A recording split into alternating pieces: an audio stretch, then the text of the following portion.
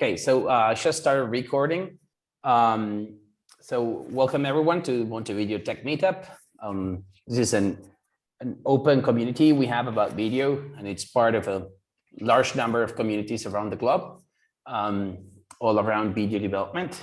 And in this case, we're still doing it in a virtual event. Probably by the end of the year, we're going to do an hybrid event. So people in MonteVIDEO might join us for some beers or pizzas in the office, but I think we're going to still continue doing this in an hybrid model so that we can have presenters like Osmar coming from Sao Paulo. He's AWS solution architect from so he's a technical expert from AWS in the media industry. And he's going to present us one of their products and what we can do with them. And afterwards, Nico is going to present us about security challenge he had last year, in particular related to client-side watermarking for live events security. So that said, I suggest we'll mute and we let Osmar make his presentation. Thank you, Osmar, for joining us today. All right, thank you. Let me just share my screen. There we go. Can you all see my screen? All right. So hello, everyone. I'm Osmar Bento. I work as media entertainment specialist in AWS. And today I'm glad to present to you the video development using Amplify and Amplify Video, okay?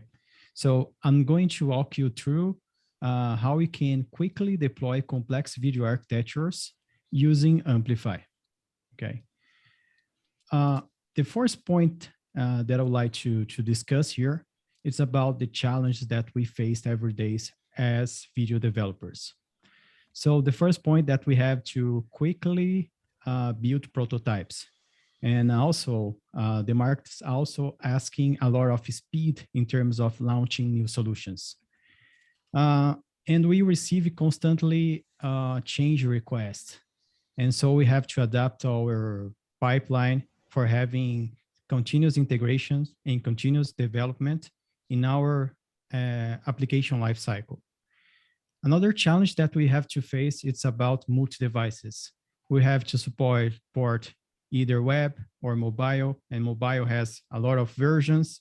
It also has smart TV, and each of these devices has his own format, right? So his own DRM, for instance. We have to support video in HLS and Dash being the most common, but sometimes we also have to support smooth string, CMAF, and other formats. We have to take care of the whole security of the stream. So providing or having token authentication or some kind of security in the URL. And also we have to think about the DRM strategy, right? So when talking about video features, mostly we have to implement live and on-demand capability, and sometimes some advanced features like a Chat TV, Live to VOD, Restart TV, and others, okay? So we can put in two main categories those challenges. The first one, the developer tools that we need to face those challenges. And the second one, what will be the media service or the platform, the video platform that you're going to be using. So for developer tools, AWS, so it's well known that AWS has a complete set of tools for CDCI, ID support, monitoring, tracing, CLI, and scripting, and a lot of SDKs to connect into AWS services. And for media, we have also whole applications for media transport, encoder, transcoder, stat, MOOCs, packaging, and CDN. Just putting like a zoom on those services, and so we can understand better what we can do with each of these services. First, we have the AWS Elemental Media Services. So this is like application for live and on-demand streaming that provides more lean back experience. It's focusing on more high quality stream and has a lot of services like Media Connect that provides a high quality transport for live video, Media Convert, which is a file-based video transcoder. We have Media Live, which is an encoder for live streaming. We also have Media Package, which is just-in-time packaging for providing either live or on-demand. And finally, Media Tailor that provides personalization and also monetization to our stream, okay? So the second point right here is Amazon Interactive Video Service that allow us to add interactivity to our stream so we can create a more community or engagement stream. So we can provide or can support use case like live shopping, gaming, educational, gym, health classes, and many other applications that needs interactivity, okay? So the third group, it's about Amazon Kinesis Video Stream. So this service provides a pipeline for processing analytics and machine learn, okay? So we can create a whole pipeline for interacting with AI ML services, analyze this video. So the last category here that we are providing this selection, it's Amazon Chime SDK, okay? Amazon Chime SDK has real-time communication components that helps developers to use and add messaging, video, audio, screen sharing capabilities to their web and mobile application, okay? So getting back a little bit to our focus right here, which is Amplify. So Amplify, it's a development platform and it has a few components. So components that you can use for creating UI components like for our front end. It also has the console that is gonna help us to implement CI/CD and also host our application. And the CLI, which is gonna be the one that we're gonna be exploring today, okay? That's gonna allow us to provision, manage, and deploy AWS services.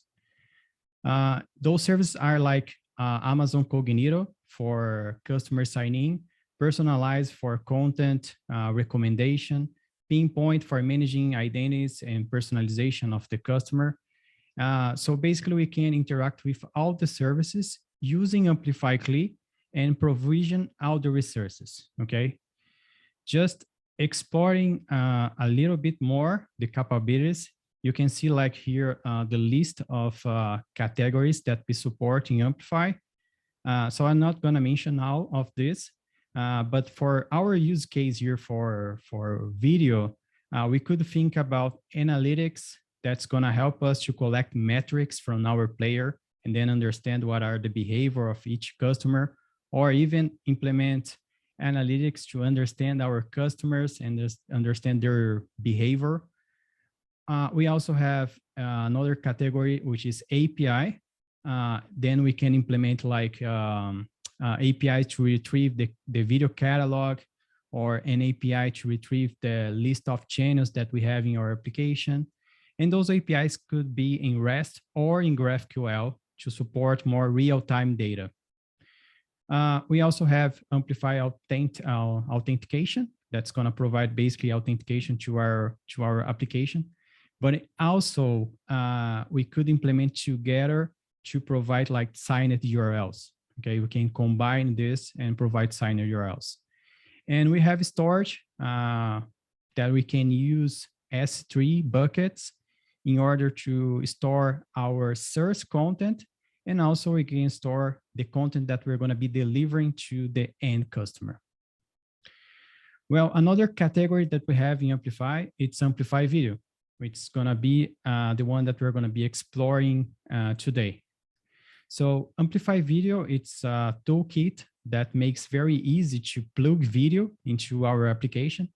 And just within minutes, we can like provision resources, deploy architectures. So it's a completely open source plugin. We can fully customize the templates. Like if we are creating a live architecture, you can define what are the video profiles and how you're gonna create or customize each of the profiles of the video that we're gonna be delivering to the customer, okay? So it has an integration with the Amplify resources, and we can use the CLI to simply interact with the questions there and provision our architecture, okay? So here is just a very quick list of comments that we can use in Amplify. So the first one here, of course, is to install Amplify and make it available to our prompt line. Then we have Amplify init that's going to initialize the project. And then we have the capability to add video resources. And once we are ready, we can push those resources to the cloud, okay? So I prepared a very quick demo here so we can understand better how we can implement and how we can incorporate this in our application, okay? So let's get started by initializing our project, okay? So that's gonna already create the first cloud formation and create the roles, create everything that we need to interact with the AWS services. I'm just gonna put a name here.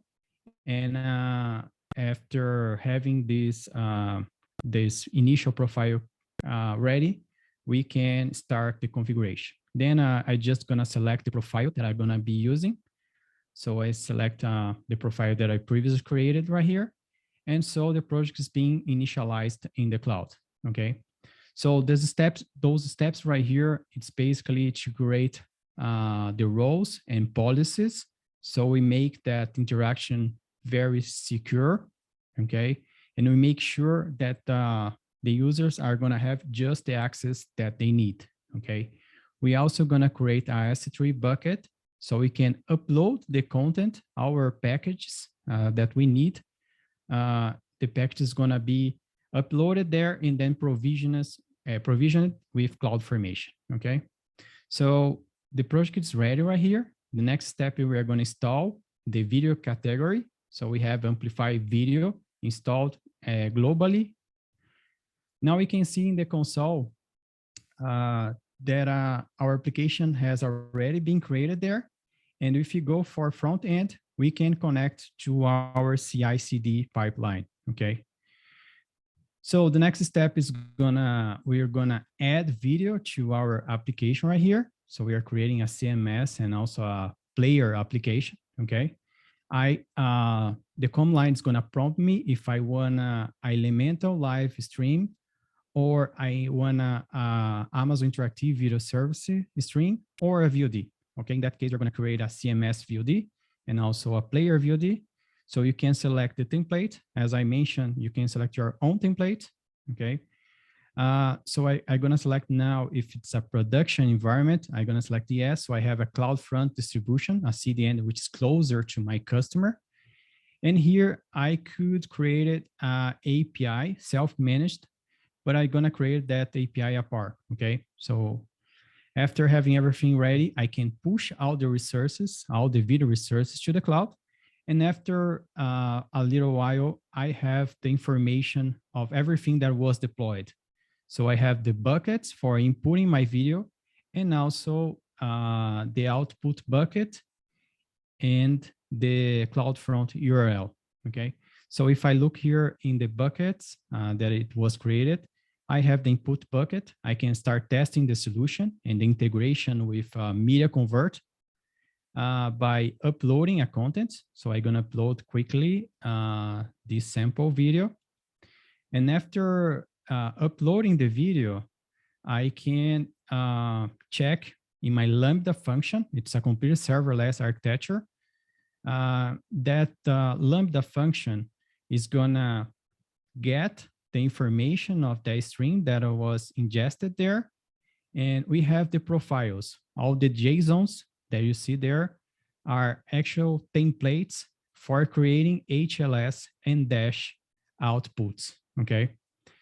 We also have the index.js that is basically the SDK for Media Convert, is the way that we're gonna be interacting with Media Convert so we can transcode our content.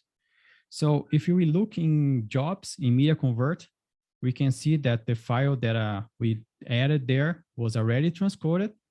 And if you look in the output folder, we're gonna see that all the files, HLS and dash, it's already there in the output bucket. So I can just grab that URL and test in a player. Okay, in that case, I'm gonna test in Google. Of course, I have to replace with the CloudFront URL, not the S3 URL for security purpose.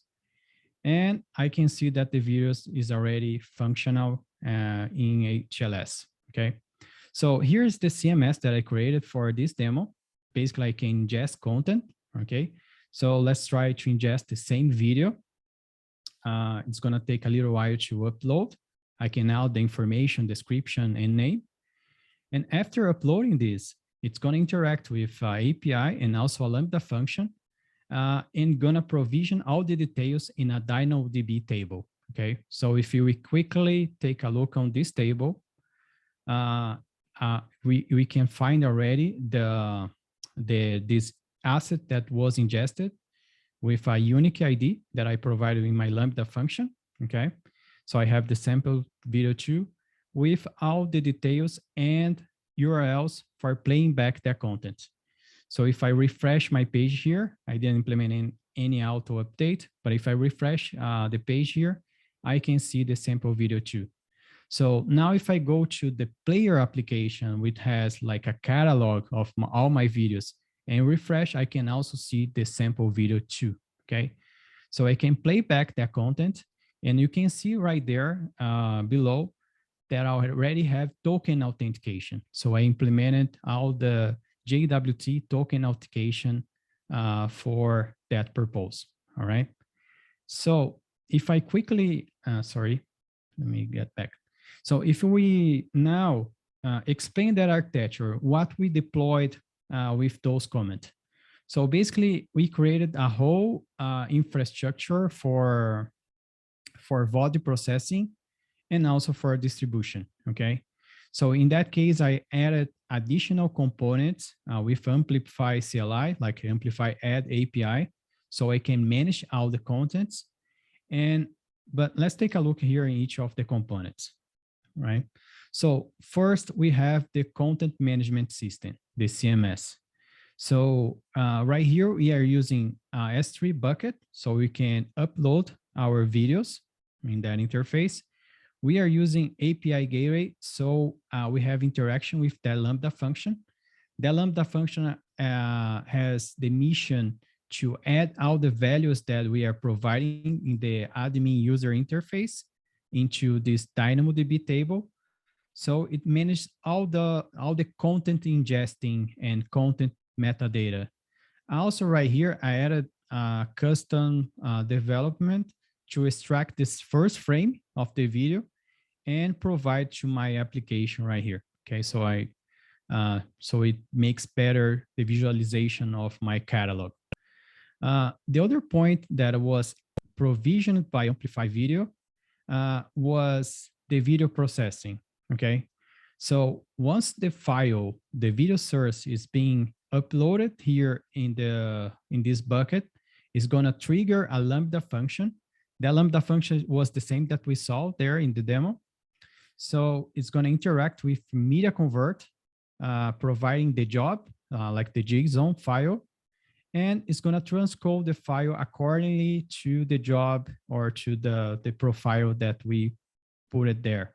So here it's the output bucket or the destination bucket where we're gonna have our assets already transcoded. We could already add encryption right here as well. So the destination bucket has already only assets encrypted. And so that output bucket is going to interact with our CDN and provide the contents to our viewers. Here we also can add, or in this case, or in this deployment, we added a special function right here. So we can make the authentication of the users. We are getting the token, the authentication token from Cognito. Okay, so we are using Cognito also to retrieve the token and use it for this authentication right here. Okay, so this makes a demonstration how quickly we can deploy video architectures using Amplify.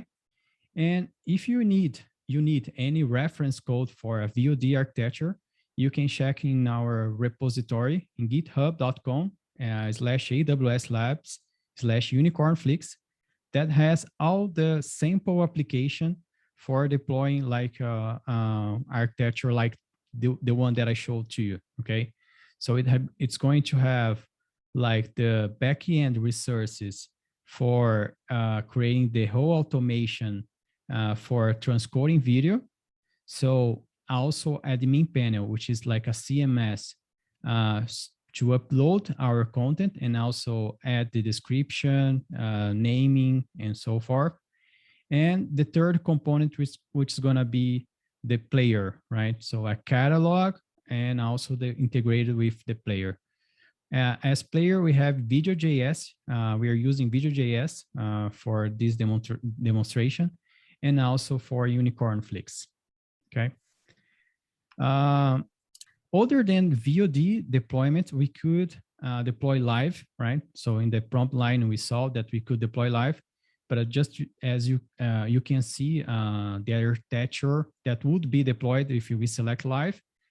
So if we select elemental live streaming, it's gonna deploy the media live for performing transcoding or encoding of the live content and connect either to Media Package or Media Store, okay? So Media Package has some advanced features. So we can implement like the Restart TV, buffer, you can export all the contents to S3. But if you need more simple use case, you can use Media Store. Media Store is also fitted for low latency streaming. So if you need low latency, you can select also Media Store, okay? So if we selected their Amazon Interactive Video Stream, so that will be the architecture deployed. And we would have basically Amazon Interactive Video Service and a Lambda function to interact with the timed metadata. So you can add like interactivity to your stream, okay?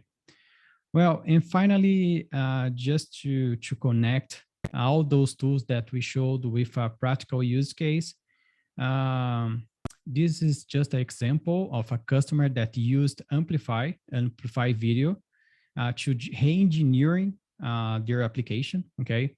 So Orange Theory Fitness was facing a disruption due to the lockdown situation, and they had to quickly adapt their solution for having customers or users at home, right? So the initial idea was to implement live streaming. So they were able to quickly, in an hour or so, to implement live stream to their application so they could keep their business and their relation with their customers. And after all, they created an Orange Theory at-home application that it's able to scale for more than 1 million customers, all using Amplify because they had to adapt, and they had to adapt very fast, okay? So resources for Amplify, you can see we have the whole project and details, how to use Amplify, documentation. So this is a complete open source plugin. So we have this whole source code in amplify/video.com, okay? We also have sample applications for live, for VOD, and for older previous applications like stream with interactivity, okay? You can also check the blog, AWS blog, if you need more details about that specific case with Orange Theory Fitness, okay? So that's all for this session. I'll be glad to answer any question or anything that you need about Amplify and Amplify Video.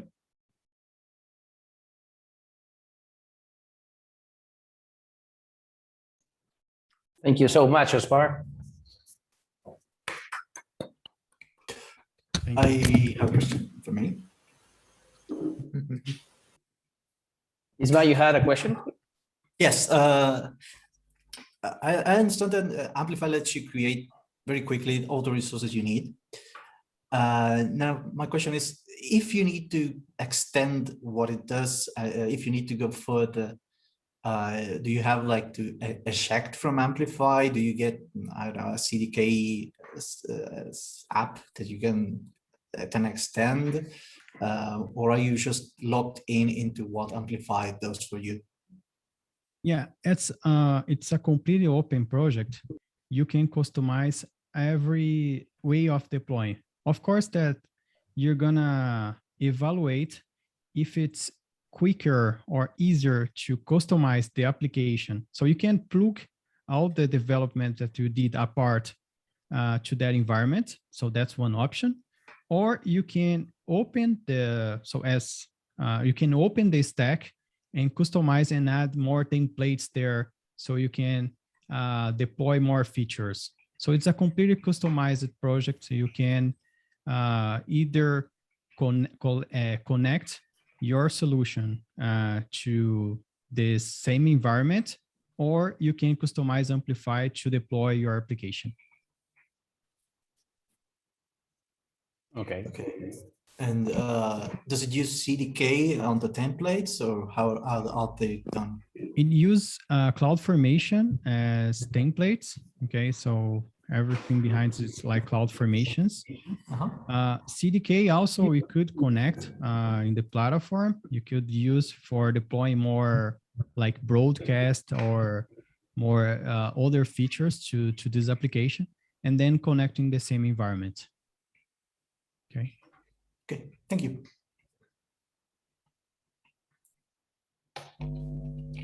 Awesome. Any other questions, guys? When was this released?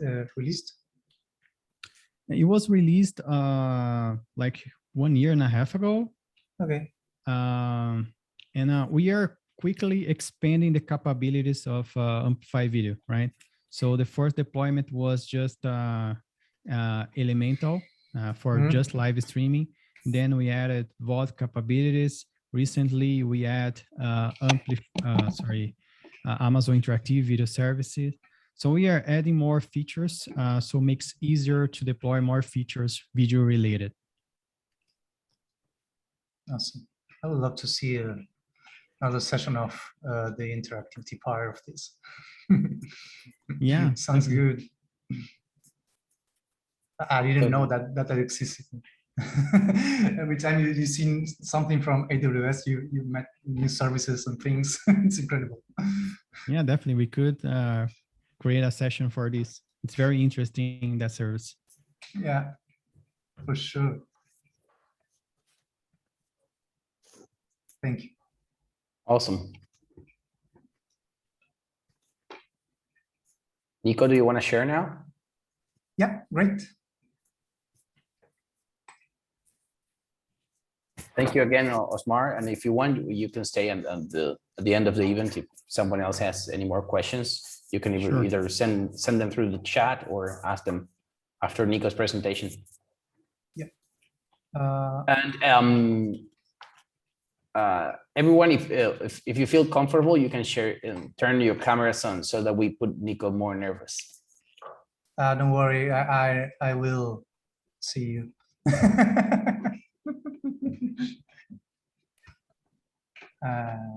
Can you see my screen? Yes. Awesome. So let me start. Well, building a client-side anti-piracy solution in a week. That's what we are going to talk about. So this story started on a quiet Monday. It was 1 year. I thought it was 2 years before, but like pandemic is you don't understand the time. So a friend of us called us, saying that he was working for a live sports streaming project in Bolivia, and he was needing some help. And well, we asked him, hey, what happened? So he said, hey, I'm having some issues with some guys, and okay, what kind of issues? What is happening? He said, I am having trouble with this guy. Well, not exactly that guy, this guy. You know, they launched the service, pay-per-view service for soccer matches, and they were hacked, and that was the last Sunday. So you know, you just search for the soccer match on Twitter, on Twitch, and Facebook, everywhere, and everyone was streaming the match. So he said that he cannot fix that, and he doesn't know what to do. And so we said, okay, let us understand a little more and see how can we help you.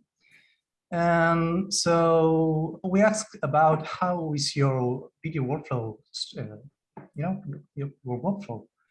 And he said it was really simple. It was just this, the most basic video workflow for live you can get on Amazon. You media live, just HLS in a S3 bucket, and then a CloudFront CDN. And also he told us that he has, his own backend service for the platform. You log in with your user, password, things like that. And he was using Video.js on the player. So, and well, we asked anything else we need to know something. And he said, oh yes, we have 5 days until next match. And one more thing, I have no budget. So, well, we said, okay, let's make it challenge accept. Let's see how can we help you. So we started. How can someone steal the video from us? So that's the main thing we have to think before doing something. So the first way we thought someone could steal a video from us was just getting the video URL. How? Very easy. Just inspect the page, search for, maybe the network interface, the network, flow of things in the Chrome inspector, and you will have the manifest of the video. And, after that, if it's not secure, no token or anything, no encryption, you just can put it on VLC or any other thing, restream it, or even share the link on a social media post. Yeah, that's pretty easy. So second option, share the screen. And we have this in 2 flavors. First one, you can use some software like OBS and just capture the screen, or the most easiest way of all, just take your smartphone like this and start live streaming on Twitch, YouTube, or anything, on any platform. And well, that's the most easiest way to share a video with, or to share a match with friends, or with someone that's not your friend, but yeah, that's the way they do. So we thought, okay, what can we do with those scenarios? So these guys over there, you know them. We met the next day with a whiteboard, and we designed a quick and dirty solution with almost no budget. So to cover the first problem, first issue, getting the video URL, well, first we thought we have to enable course protection. It's pretty easy. Just if someone put the link in another web page, and it will be fine if we can set up authentication with cookies, signed URLs, something like that. Then it would be nice if we could add encryption with common encryption. We thought about DRM, but if you ever added DRM in a video workflow, you will understand that 5 days, maybe it's not enough. So we think that clear key was the right way to do it. At least try to do it in that way. And if we get to do anything else in the future, good. But with clear key, we will be fine in 5 days. And in the case that someone steal the key, and at least we want it to be some programming skills. So if we try to add some pre-rotation, then you will have to write some software, someone or something to get the key and share it also with your friends. So we also try to add pre-rotation to the video. And well, for the second problem, to cover the getting the video URL, the screen capturing, we said, okay, we want to be able to show the session ID on the player when we need it. Something like we want to enable all players to show session ID whenever we want, so we can know who is still in the video from us. And also we want to be able to, after we know the session who is stolen the video, try to, to do something to block that user, and trying to make not so easy to remove the session ID from the screen or the player. Just not like inspect in Chrome and delete the node in the DOM that has the session ID. Something, try to do something like that. So with those things in mind, and 5 days, we said, okay, we can spend 3 days for development, 1 day for integration and testing of whatever we do. Let's take 1 day of buffer, things can happen. And then we will have the match day. So the three first day was, development. So we started creating like a tiny system, a tiny watermarking and encryption system, and it was composed of two parts: small backend and a Video.js plugin that it has no name yet. You can help me to find a name for that. The backend, we said, well, the backend, we will need to store the keys somewhere. So the backend will take care of that. And we had to implement CIPX to talk with media package. So we can encrypt, to share the keys and all the workflow for encryption. We also want to have an API protected with SHA-WT authentication for the client, the license request that the players are going to make, the plugin we are going to build. Also, we want this backend to be able to turn on and off the watermarking, the session ID, as we said, on all the players at the same time. We want to turn on the session ID of all players, turn on whenever we want. And of course, we also want, something to be able to ban the users or not returning keys anymore to those users, and be able to control with an API the watermark and settings or things that you will see in the project later. Easy. That backend is just this. We created 2 lambdas, one that implements CIPX and store the keys on a DynamoDB, and another one that is the license server that receives the license request from the players, and also has some APIs for enable and disable the configuration, as we said. The thing is that the license response also will have the watermarking configuration for all players.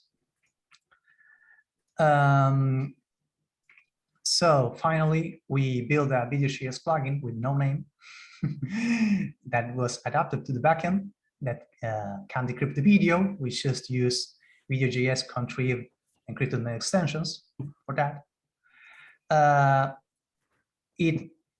When you configure this plugin, you have to give the SHA-WT for the user, and that token will have the session ID and things like that. Also, the plugin will show the watermarking, as we said, depending on what the backend says. And it will show the session ID on top of the video on random positions. Something like this. Like player, we will see the session ID, and it will be moving around the picture whenever we wanted to show to the users, you know. And finally, we try to make it very difficult to debug the code, just using JavaScript obfuscator. Here, you know, if you try to debug the code, this is what you're going to see. Not a pretty code, and and I know it's an old school trick, but it works. And also, this happens if you try. I don't know if the video. Can you see the video? If you try to inspect, the JavaScript obfuscator will add debugging points in the code everywhere. So someone who tried to inspect the code will be really annoyed by this. Well,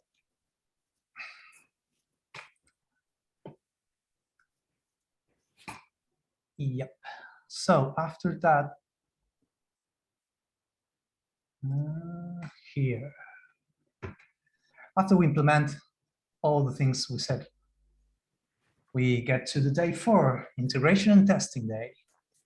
So, well, the idea is that we had to talk again to our friend and said, give him clear instructions on what he had to implement, change, or add to his video workflow and also his backend, because he has only 1 day to make this possible.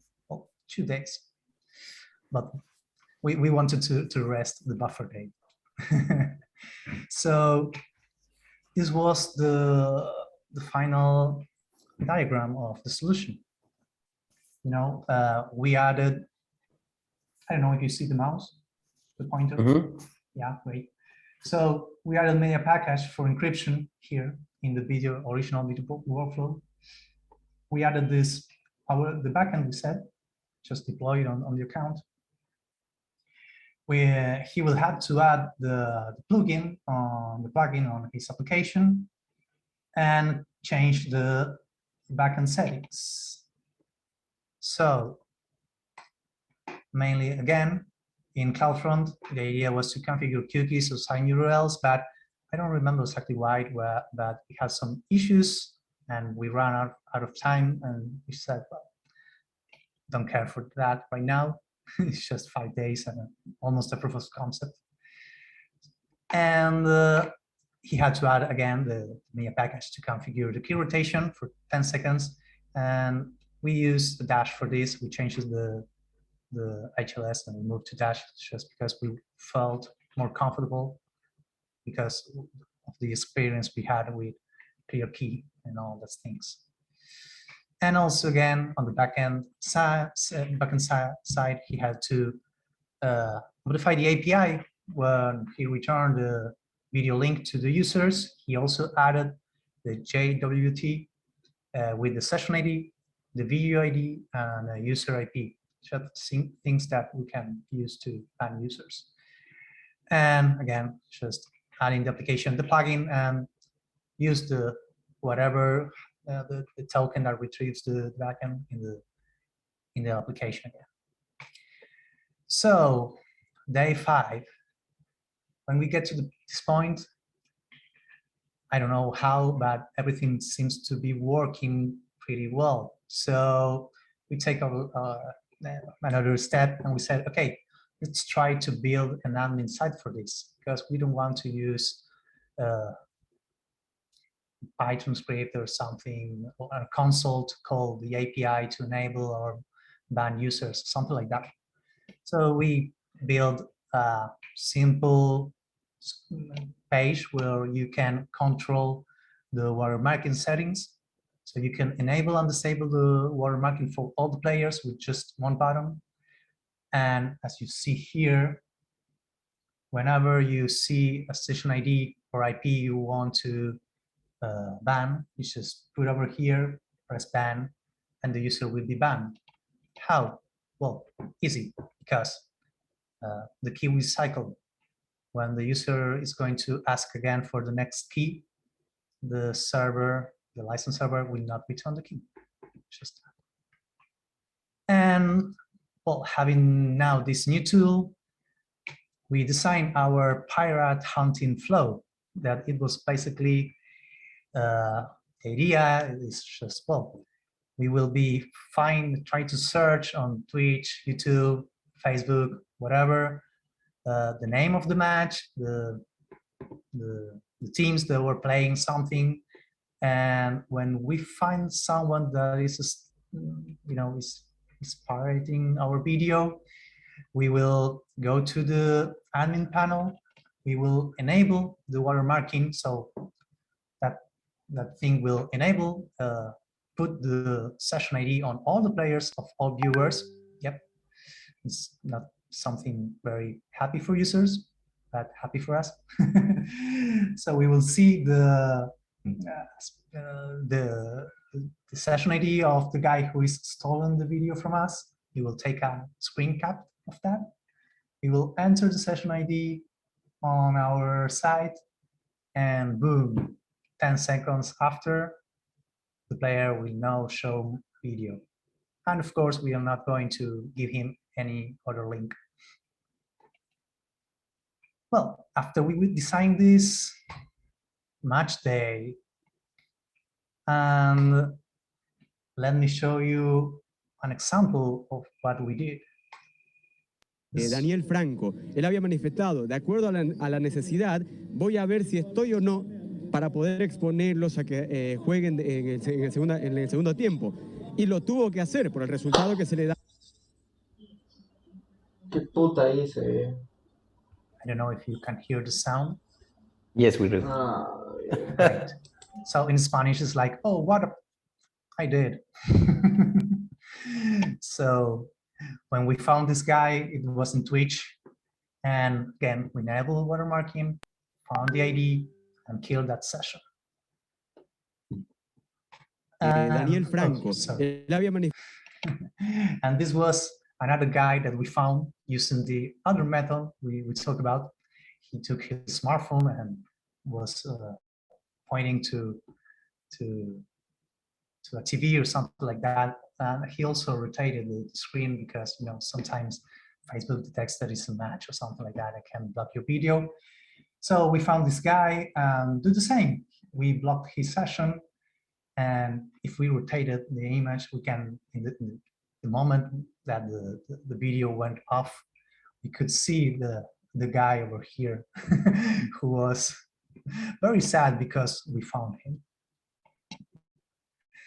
And so this is how we felt in that moment. It was really, really, really fun to find guys stealing the video and trying to block them. Well, again, you might think, but okay, is this secure? You are doing just kind of tricks. You're not doing anything really serious. No, and that's true. Maybe I think this piece of cheese has less security holes than our backend and our plugin, but the idea was to prove that we could do something very quick and dirty, and yeah, we proved that we did it because we catch the guys, and we couldn't find, after those two guys that we found, we don't have any other pirate in the list that we can find easily on internet. So someone can find holes in the things in the project we did or something, but for a match that runs in just 2 hours, it was good enough, and it was a good kickstart for something that could grow. And so, and it was fun. It was really fun. So, well, as JP said, this talk will be on Dmaxed. So please send us your thoughts about this. What you want to, what you would like to how will you will improve this presentation, things that you think maybe was not so clear. And the idea is that the source code of this will be published before Dmaxed. So it's going to be a public project, just an idea that someone can use or improve or anything. And well, it's just that. Questions, and thank you.